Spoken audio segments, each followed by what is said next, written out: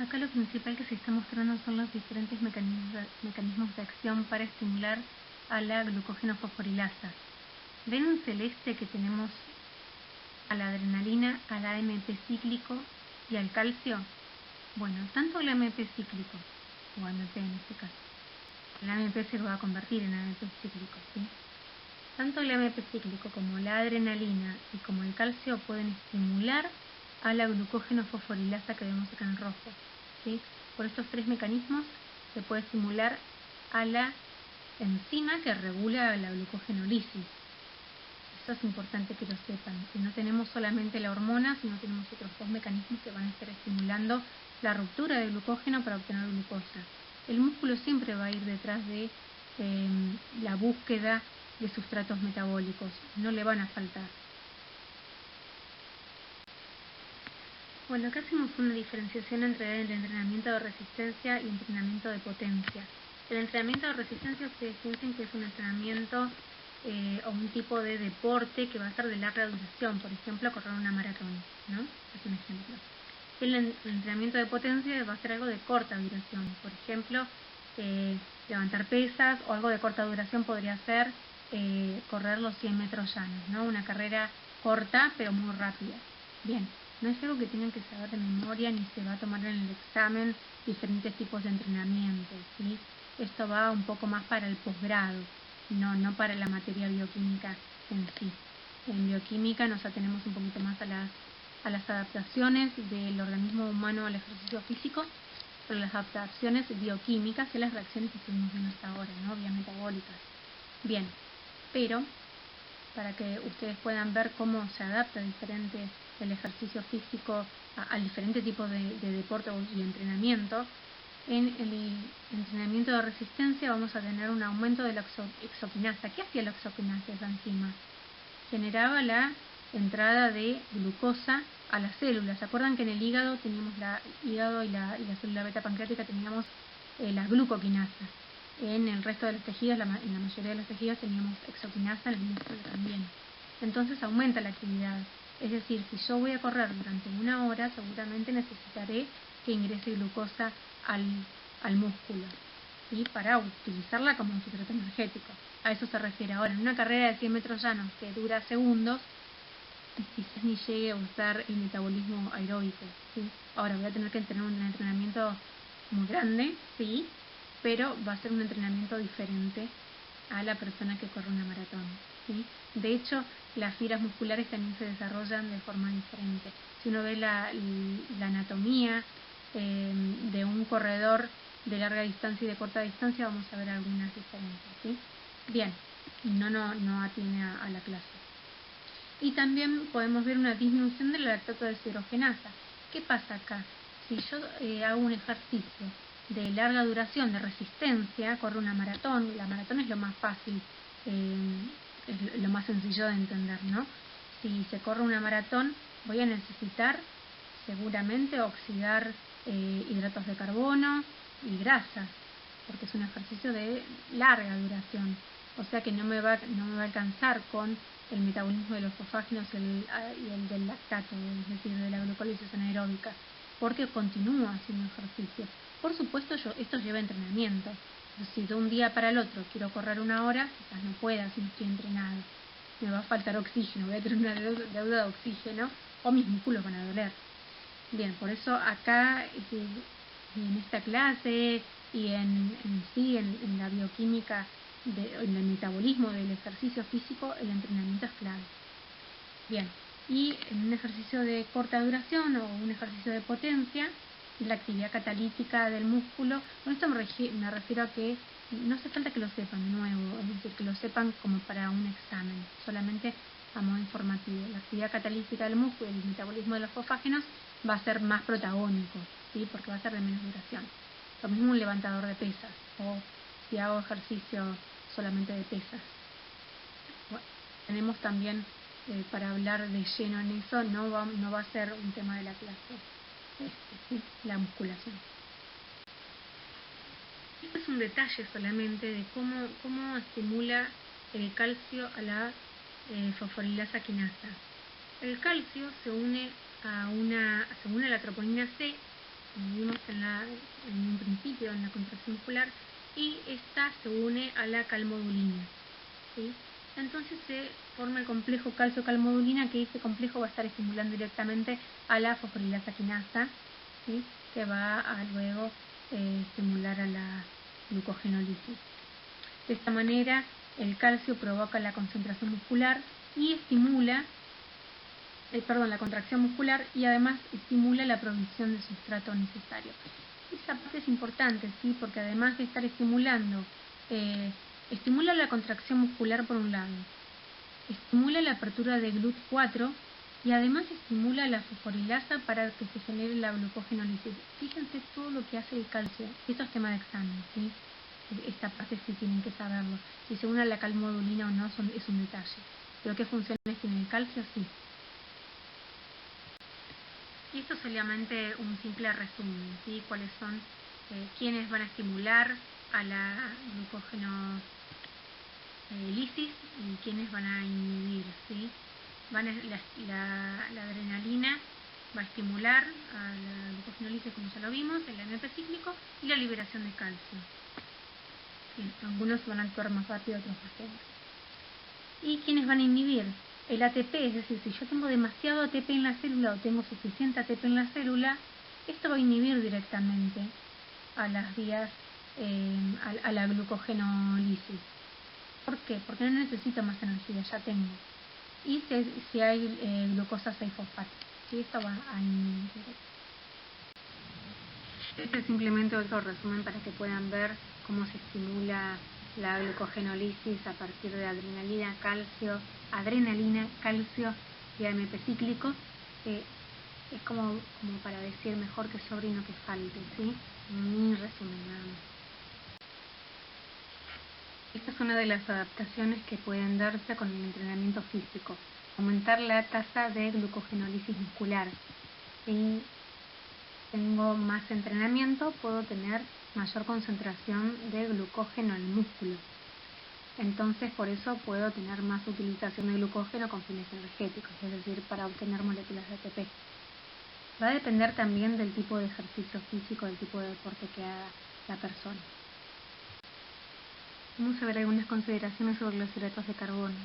Los hidratos de carbono son el combustible preferido durante el ejercicio aeróbico de alta intensidad, ya que es el que proporciona mayor energía en forma rápida.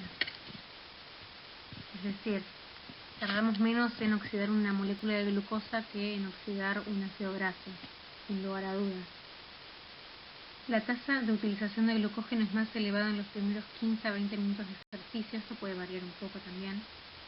El agotamiento de los depósitos de glucógeno muscular se produce tras la realización de ejercicios prolongados, aproximadamente 2 horas de duración. Nunca es una exactitud, tampoco esto lo tienen que saber de memoria ni nada por el estilo, son algunas consideraciones solamente, ¿sí? Y esto se daría a una intensidad relativamente alta, pero no tan alta, sino de máxima intensidad, moderada. Y sí puede llegar a agotarse la concentración de glucógeno muscular cuando se realizan ejercicios de alta intensidad intervaladas. Es decir, hago un ejercicio de máxima intensidad y descanso unos minutos. Hay diferentes tipos de ejercicios y tipos de entrenamientos de este tipo. No entra en el examen ni es tema de la materia el entrenamiento. Sí, les aviso por las dudas porque hay un mundo de información al respecto y no es algo que nos atenga a la materia. Les aviso esto porque pueden llegar a generarse muchas dudas y mucho interés al respecto, pero no vamos a estar respondiendo preguntas acerca de entrenamiento o dieta porque no es un tema de la materia, ¿sí? A eso me refiero. Por supuesto uno se puede especializar en esto y hacer una carrera en ejercicio físico, es decir, metabolismo del ejercicio físico, atender deportistas en función a la dieta. Es cada vez más grande la cantidad de interesados en esto, así que si les gusta van a ver que hay mucho para leer y hay diferentes cursos para hacer después.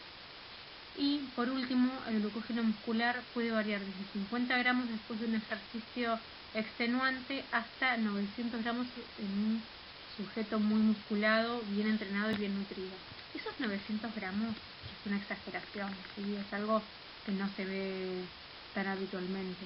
Digamos que es más común encontrar más cerca de los 400 gramos que estos 900, que es un extremo que se habrá dado en alguna que otra persona muy musculada, ¿sí? Les aviso esto porque no lo van a encontrar mucho en la literatura.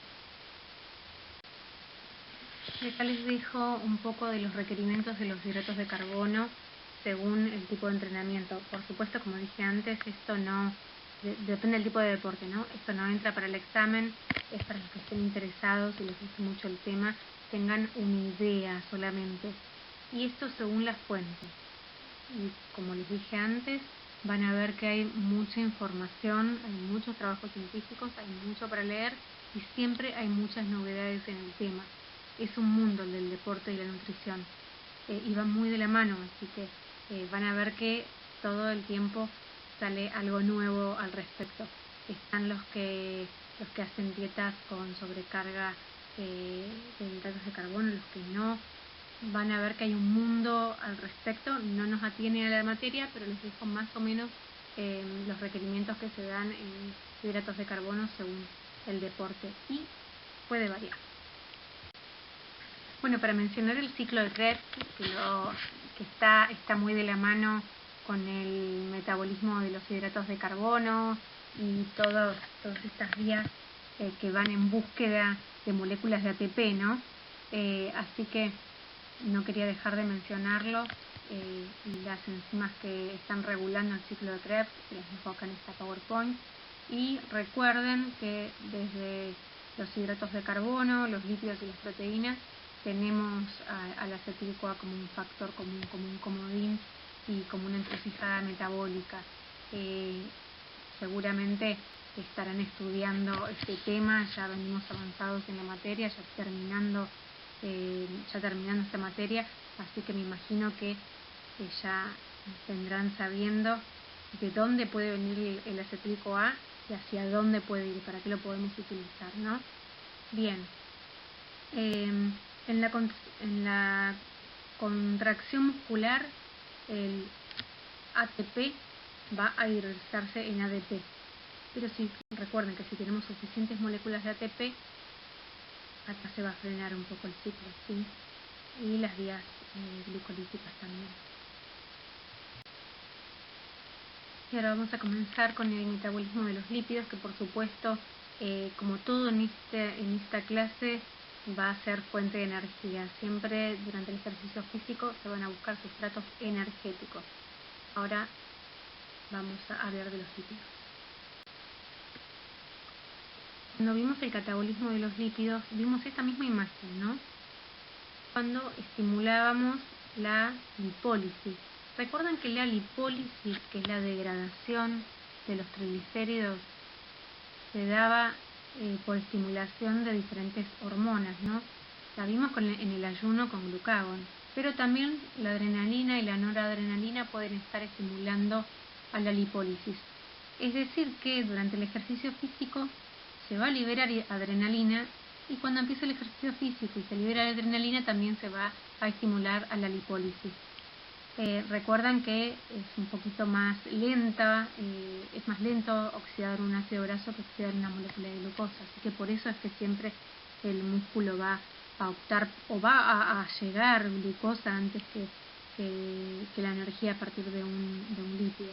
Pero bueno, esto solamente para que recuerden, no vamos a ver toda la vía metabólica de nuevo, pero que se estimula la lipólisis fosforilando a la lipasa hormonosensible, que es la enzima regulatoria de la lipólisis. ¿Qué era la lipólisis?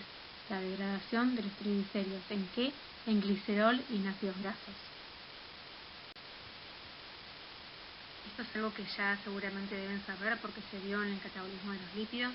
La lipólisis va a estar estimulada por actividad simpático-adrenal, es decir, va a estar estimulada por adrenalina, noradrenalina, Va a ser estimulada por la disminución de insulina, por la hormona de crecimiento que es la GH, que vemos ahí, fundamentalmente en el comienzo del ejercicio.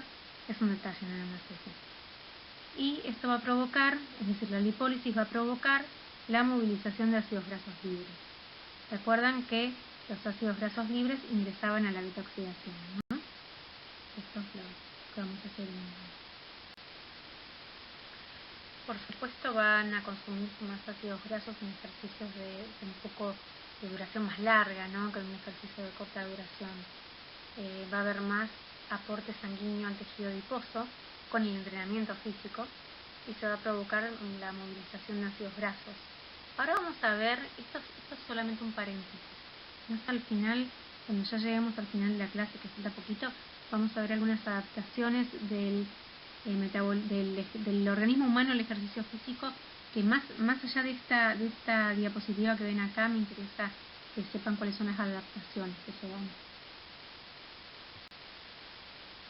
Bien, la lipólisis entonces va a ser la degradación de triglicéridos en glicerol y ácidos grasos.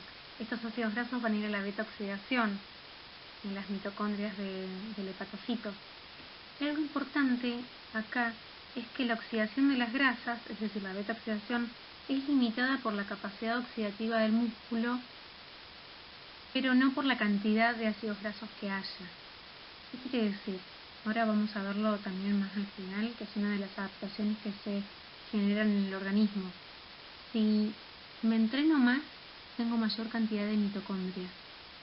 Si tengo mayor cantidad de mitocondrias, tengo mayor capacidad oxidativa en el músculo. Pero no solamente eso, también tengo que tener mayor cantidad de carnitina, ¿sí?, que es la enzima que ingresa el ácido graso activado a la mitocondria para que se oxide en la beta-oxidación.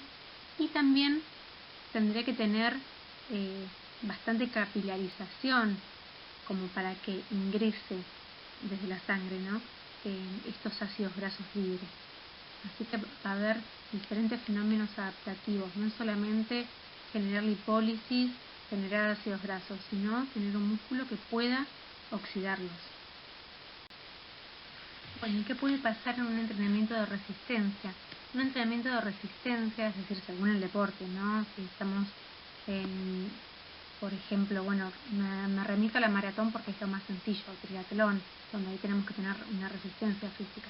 No hablo de los deportes de equipo, donde sí, deporte de equipo como fútbol o hockey, son mixtos. Ahí tenemos momentos donde no estamos corriendo, ¿no? Quizás estamos caminando o tenemos que hacer un pique corto, un pique largo, ¿sí? Ahí tenemos diferentes momentos, pero también se trabaja la resistencia, no es que no. Bien, pero de vuelta no es que vaya directamente al entrenamiento, sino la bioquímica que pasa metabólicamente acá. Entonces, en un ejercicio de resistencia puede darse un aumento de la sensibilidad beta-adrenérgica en el tejido adiposo, y esto va a generar un mayor consumo de ácidos grasos como fuente de energía. Se dice que que en 4 meses se puede dar una buena adaptación. Eso también, esto va a tener que ver mucho con el preparador físico, también va a tener que ver con el entrenamiento previo que haya tenido esta persona, con la dieta que esté haciendo, va a tener que ver con muchos factores y, de nuevo, no vienen a la clase, pero van a ver que es muy rico y seguramente están algunas inquietudes, algunas preguntas.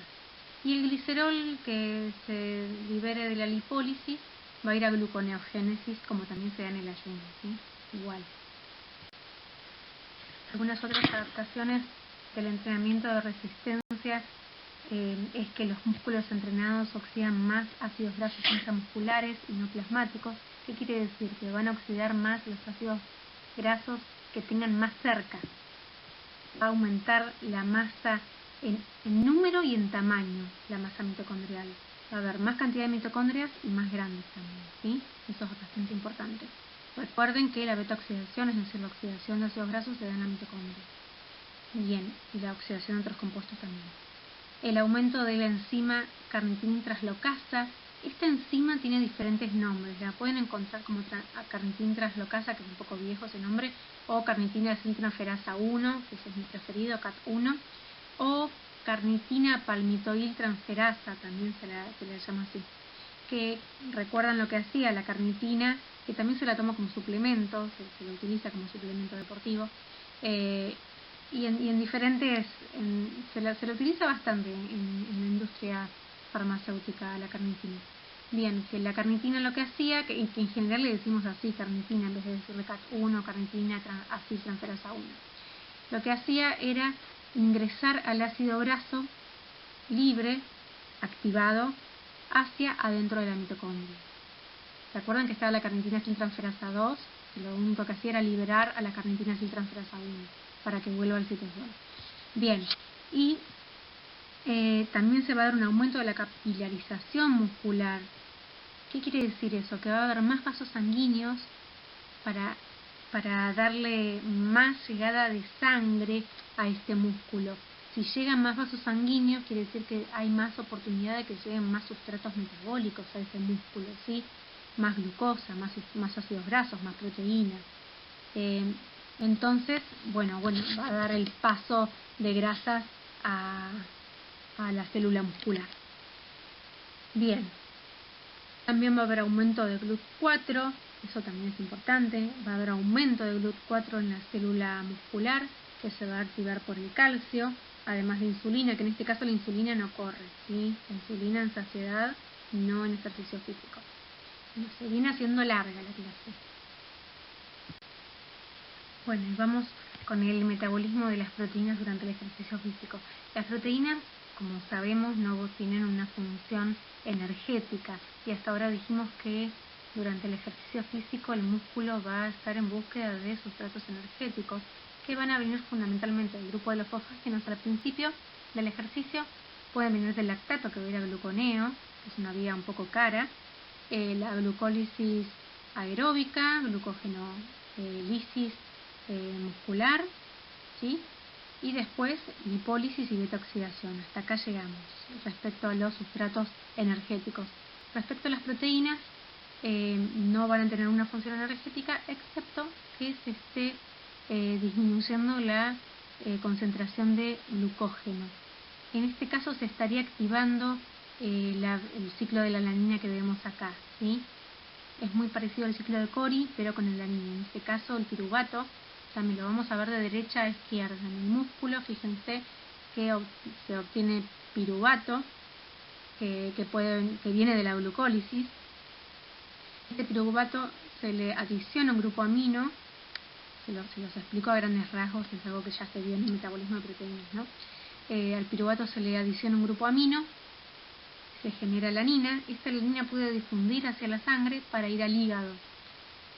En el hígado se genera la gluconeogénesis a partir de la alanina, que es un aminoácido gluconeogénico, para generar nueva glucosa.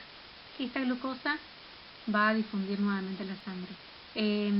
También podría desaminarse y ir al ciclo de la urea, ¿no? Si toma otro camino.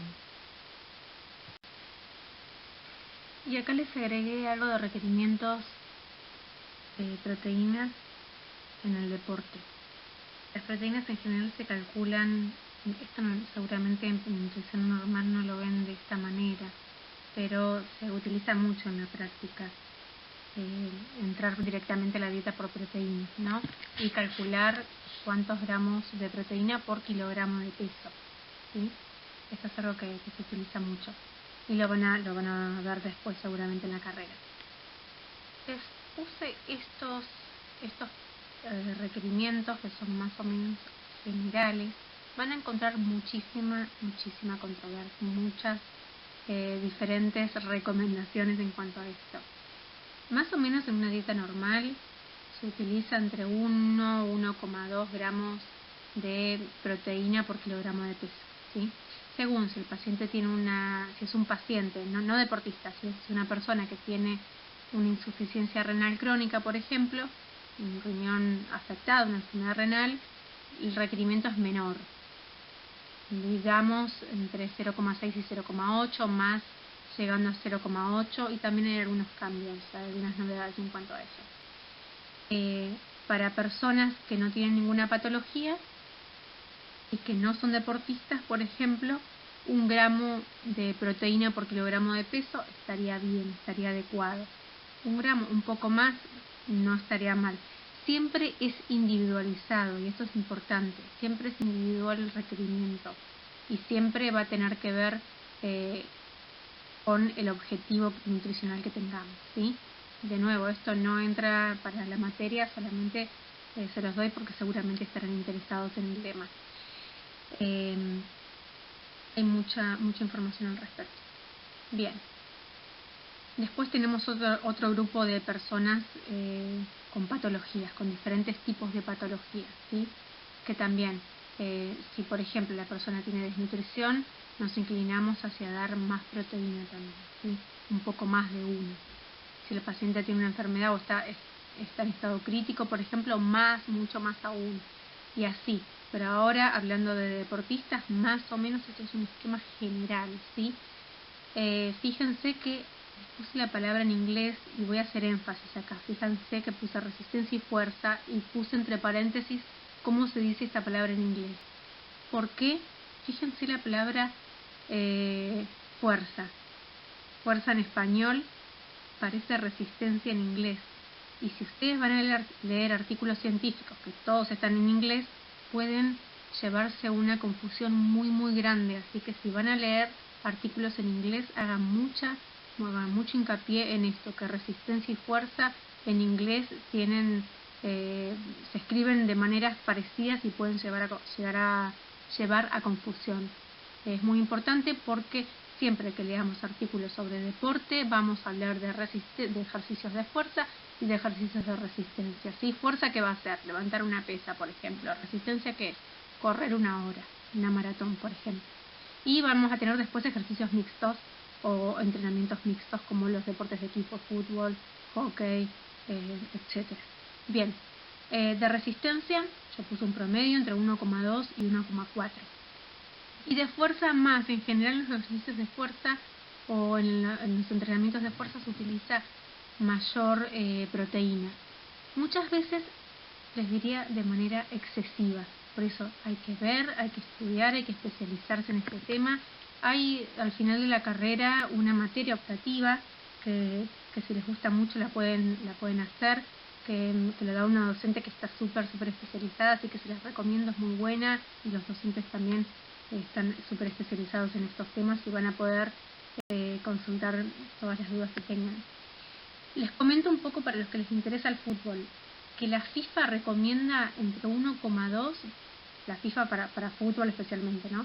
Entre 1,2 y 1,4 gramos de proteína por kilogramo de peso, pero en general se utiliza más, se utiliza entre 1,6 y 1,8 y más también según el objetivo nutricional que se tenga con el paciente. Hasta 2,2 podría utilizarse en gramos de proteína por kilogramo de peso día, ¿sí? Según los objetivos, y como les dije antes, siempre es personalizado e individualizado, y que se dé una dieta con más alto contenido proteico en un momento no quiere decir que esto se tenga que extender en el tiempo.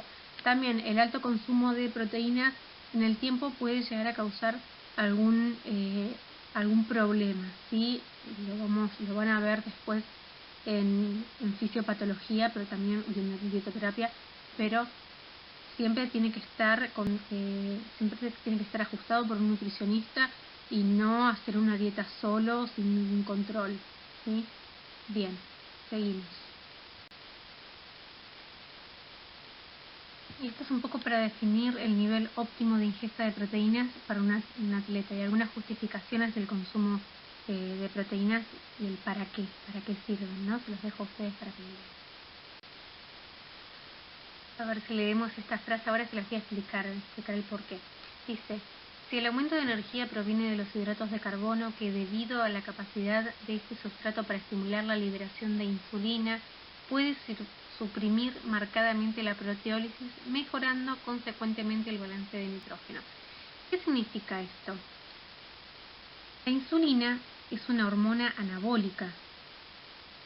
Es anabólica proteica también. Entonces, consumir hidratos de carbono estimula la liberación de insulina y la liberación de insulina va a producir también la síntesis de proteínas, ¿sí? A eso se refiere.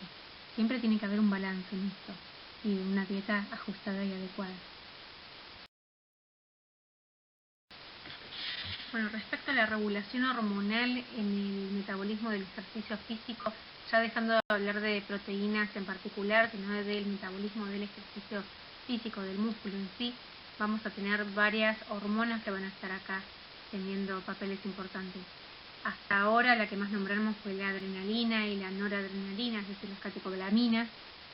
También el cortisol, el glucagón, la insulina va a estar totalmente disminuida acá, las somatomedinas, la testosterona, la somatotrofina, la TH, las hormonas tiroideas, y todas estas van a estar estimuladas y generando una regulación hormonal en el ejercicio físico. La liberación de GH u hormona de crecimiento, como también la hormona cortisol, dependen de la intensidad, el volumen, el tiempo de recuperación y la fuerza del ejercicio. Vamos a hablar más que nada del cortisol acá. El cortisol lo relacionamos con el estrés, ¿no? El aumento del cortisol cuando las reservas de hidratos de carbono del hígado, es decir, del glucógeno o del músculo, ¿sí?, del glucógeno hepático o muscular, están disminuidas, se cree que hay una relación entre la alta concentración de cortisol y la degradación de proteínas. Es decir, que podemos decir que el cortisol genera proteólisis, ¿sí? Entonces, a mayor intensidad de ejercicio puede haber, no quiere decir que vaya a pasar así.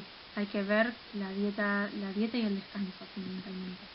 Ahora hablo de los pilares en este caso. Entonces, a mayor intensidad del ejercicio, podría haber mayor catabolismo proteico y mayor liberación de cortisol. Y lo pondría un poco al revés también, mayor liberación de cortisol y mayor catabolismo proteico. Esto no quiere decir que esto se dé así, sí o sí. Podría darse de esta manera. Y por eso es importante el descanso. Es decir, tenemos 3 o 4 pilares para el ejercicio y para el entrenamiento.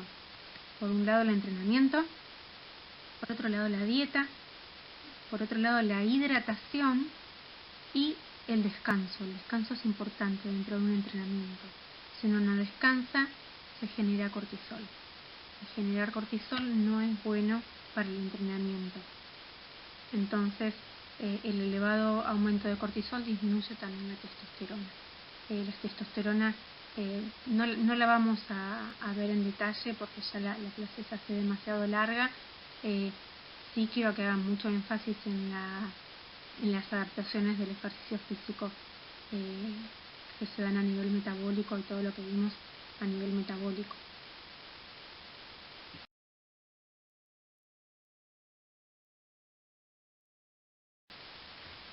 Esto es solamente un pequeño resumen para que puedan integrar los diferentes tipos de sustratos metabólicos que se van a estar dando. Ahora les voy a hacer también un cuadro al final para que vean cuáles son las vías metabólicas que están activas. Así saben dónde focalizar. Bueno, ya vamos terminando y vamos a ver algunos mecanismos implicados en las adaptaciones metabólicas inducidas por el ejercicio físico en el entrenamiento. Es decir, si me entreno más, mi organismo se va a adaptar. ¿De qué manera?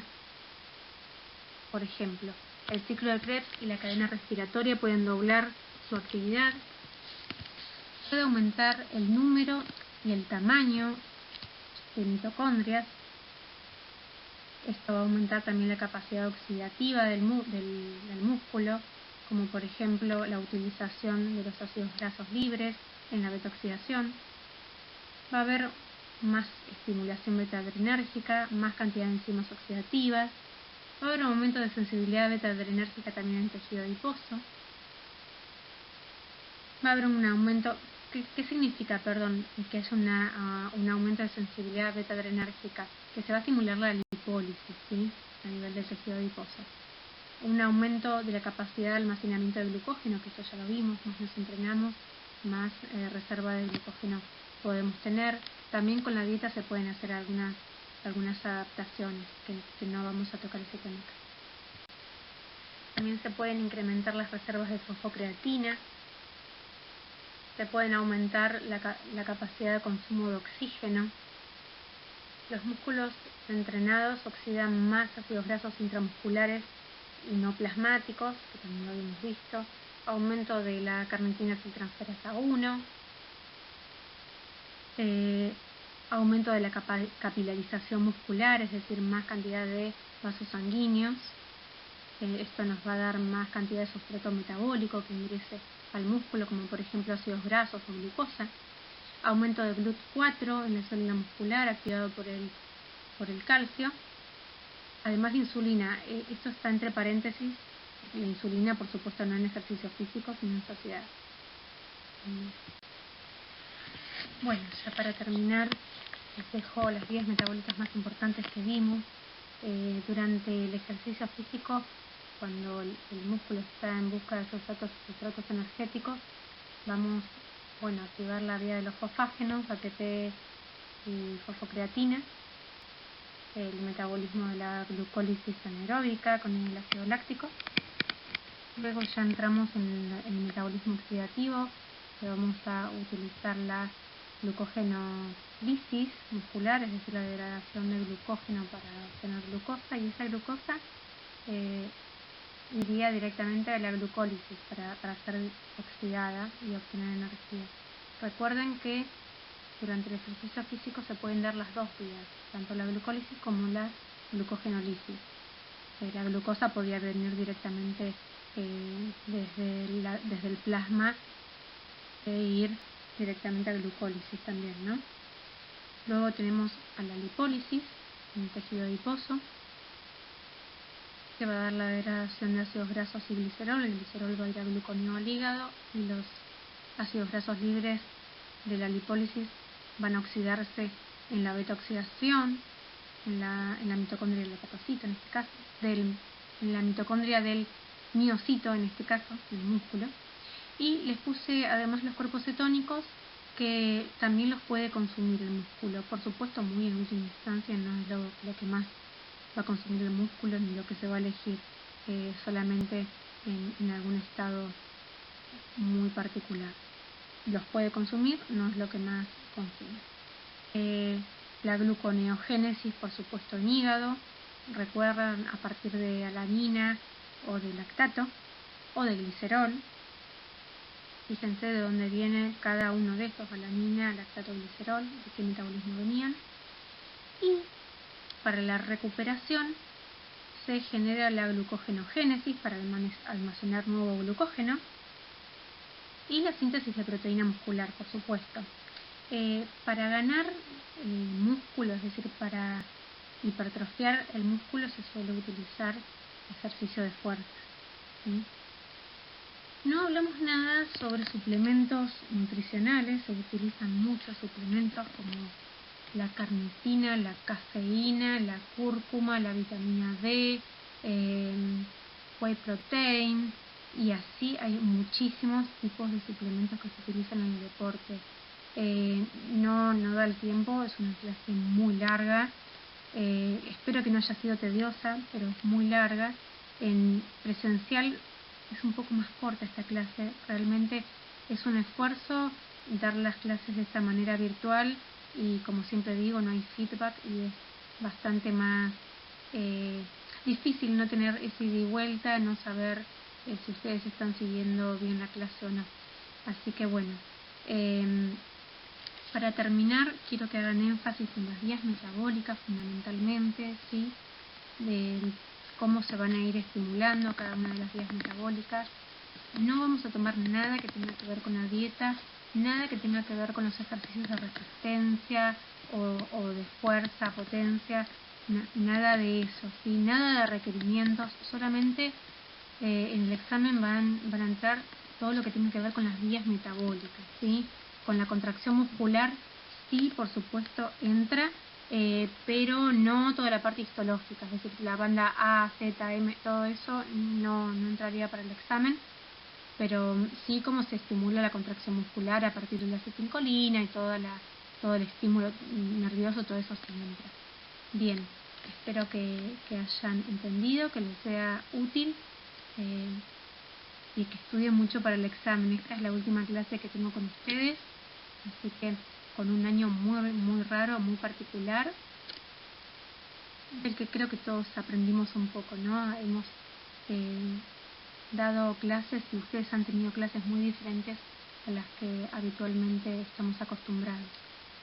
Espero verlos pronto y que estén muy bien, cuídense, como siempre digo, cada vez tenemos más casos de COVID, así que yo soy profesional de salud, ustedes lo serán y somos responsables de comunicar esto, ¿sí? Cuídense mucho, distanciamiento social, uso de barbijos, lavado de manos con jabón, con alcohol en gel, cuiden a sus familiares y nos vemos pronto el 21 de octubre en el examen. Les dejo un abrazo grande.